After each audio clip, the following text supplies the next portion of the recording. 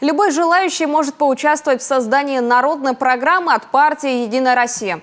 Уже со следующей недели в каждом муниципалитете волонтеры начнут принимать предложения, как улучшить жизнь в республике.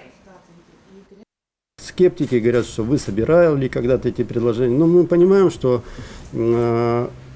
каждый день наш мир достаточно динамично меняется, и приоритеты тоже меняются. Никто не думал более полутора лет назад, что нас постигнет такая беда, как пандемия, что наступит экономический кризис.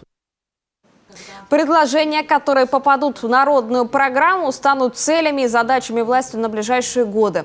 Как подчеркнул региональный координатор по сбору предложений Александр Макаренко, большая часть поступающих предложений связана с развитием городов и поселков, строительством и ремонтом дорог. Уже сейчас посредством встреч партийных депутатов, работы общественных приемных в муниципалитетах и онлайн-системы собрано более 8 тысяч предложений.